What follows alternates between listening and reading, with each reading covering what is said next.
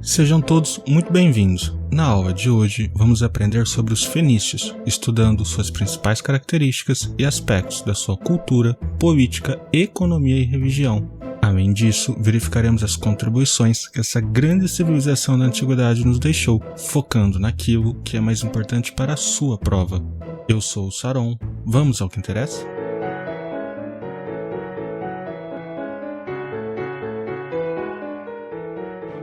Fenícios, o povo do mar. Já vamos entender este adjetivo. Antes é preciso olhar a geografia e o local onde essa civilização se desenvolveu. No mapa, a gente observa que as principais cidades fenícias ficavam numa estreita faixa de terra, cercada à esquerda pelo mar Mediterrâneo e à direita por um terreno montanhoso que desfavorecia o desenvolvimento da agricultura irrigada nos moldes egípcios e mesopotâmicos. Além disso, os fenícios possuem em sua vegetação a abundância de uma árvore hoje conhecida como cedro do Líbano, matéria-prima ideal na época para a construção de barcos. Desse modo, juntando a proximidade geográfica do Mediterrâneo, a abundância de madeira para a fabricação de embarcações e a dificuldade de desenvolvimento da agricultura por conta do solo pedregoso, não demorou para que o mar fosse encarado pelos fenícios como o principal meio para desenvolver sua economia e garantir a sua subsistência. Indiscutivelmente, a principal atividade econômica desenvolvida pelos fenícios foi o comércio marítimo, realizado na região do Mediterrâneo. Secundariamente, praticavam o artesanato de joias, a metalurgia para a produção de armas de ferro e bronze, o comércio de escravos, principalmente na cidade de Tiro, a pesca e também a produção de tintura para tecidos, com destaque para tecidos na coloração púrpura, que era muito requisitado na época por diversas civilizações e símbolo de extrema riqueza e poder, pois só quem possuía muito dinheiro poderia adquirir uma peça nessa coloração. Para se ter uma ideia, em Roma, durante o governo de Nero, o imperador instituiu pena de morte para qualquer pessoa que utilizasse a cor além dele próprio. A título de curiosidade, os fenícios conseguiam produzir essa cor a partir de moluscos chamados murex, que tinham a característica de soltar pigmento na cor púrpura. Assim, eram necessários milhares desses moluscos para a produção de uma única peça a partir de suas secreções. Inclusive, o termo fenício tem origem no termo grego poinix, que significa púrpura. Assim, os gregos atribuíram esse nome aos fenícios em razão da cor do pigmento que comercializavam. Eles próprios não se chamavam de fenícios, mas sim de cananeus, exatamente aquele povo que é bastante citado no Antigo Testamento da Bíblia. Politicamente, eles se organizavam em uma talassocracia, nome bastante estranho e incomum, mas que significa que a primazia do governo e da política era exercida por um conselho de homens ligados ao mar. Assim, o poder estava concentrado na elite dos comerciantes marítimos. Outro ponto de destaque e bastante cobrado para confundir o candidato é que os fenícios, assim como os gregos e sumérios, nunca chegaram a constituir um império centralizado. Eles se organizavam em cidades-estados que possuíam autonomia política, administrativa e religiosa em relação aos demais, com destaque para Tiro, Sidon e Biblos. Em relação à organização social, os fenícios possuíam uma diferença importante em relação a todas as demais civilizações da Antiguidade Oriental, que era a valorização dos comerciantes, já que nas outras civilizações da Antiguidade estes eram muito mal vistos, pois tinha-se a concepção de que homens de prestígio deveriam se dedicar ao exercício intelectual, enquanto classes inferiores e escravos deveriam ficar com o trabalho físico e manual. Vale lembrar que essa visão só foi superada definitivamente com o advento das reformas protestantes, lá no século XV, mas muito antes disso os fenícios já valorizavam os comerciantes. Assim, eles se organizavam em uma sociedade de classes. Na imagem, a gente observa que no topo da pirâmide social ficava a aristocracia comercial, logo abaixo, pequenos comerciantes e donos de oficina, seguidos dos camponeses e artesãos, e por fim, na base da pirâmide, os escravos.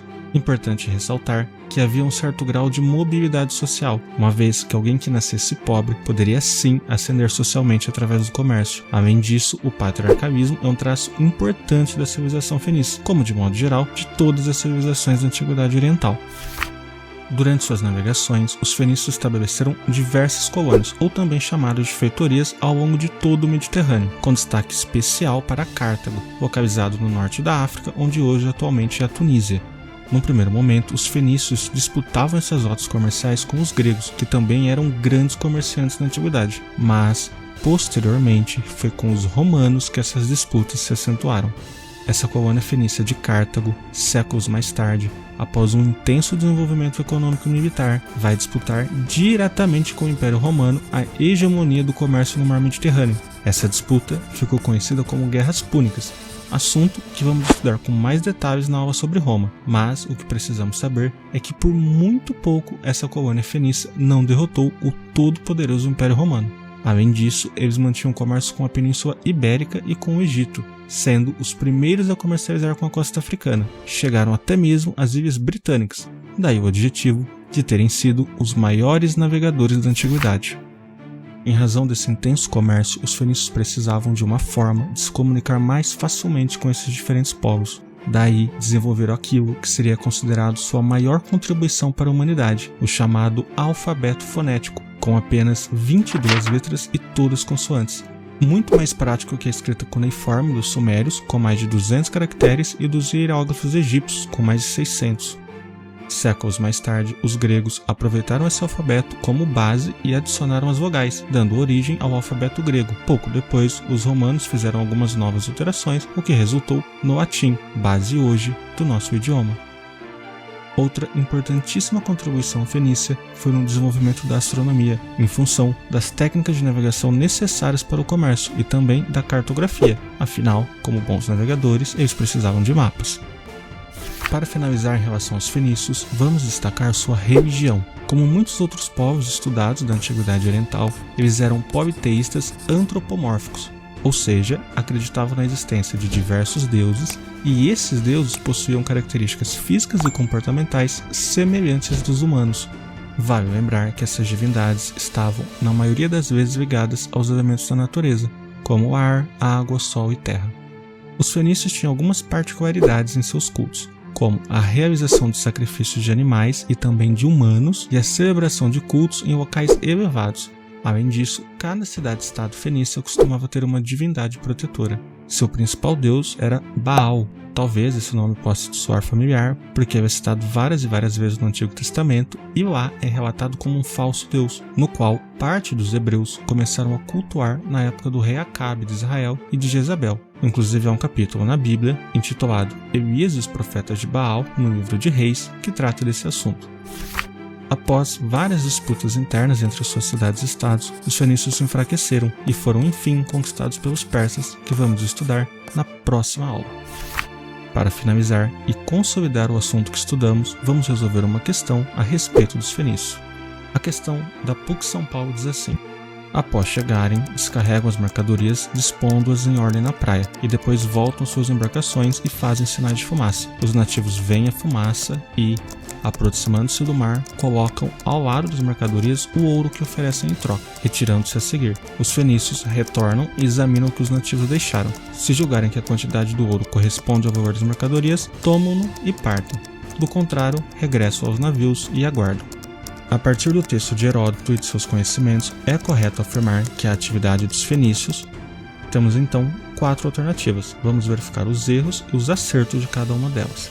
Alternativa A: permitiu o desenvolvimento de uma poderosa indústria náutica, depois utilizada para derrotar os romanos nas guerras púnicas. De fato, os fenícios se destacaram pelo desenvolvimento de muitos navios, os quais foram sim usados nas guerras púnicas. No entanto, eles não derrotaram os romanos, mas sim perderam a guerra para eles. Alternativa B: contribuiu decisivamente para a vitória de Esparta na Guerra do Peloponeso ao garantir o abastecimento da cidade grega. O erro da questão é afirmar que os fenícios foram decisivos na Guerra do Peloponeso, uma vez que Esparta contou sim com ajudas externas, mas dos persas e não dos fenícios.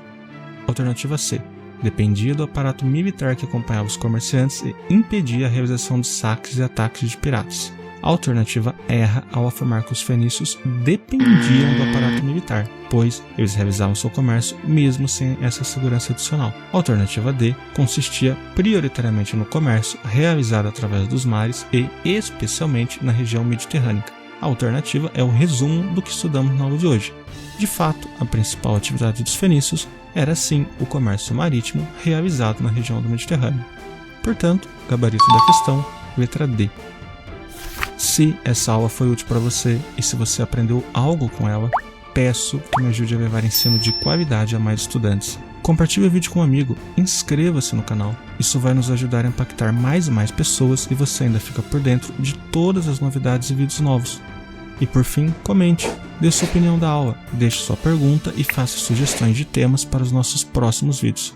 E se você gostou, não se esqueça de deixar o like. Um grande abraço e tchau, tchau.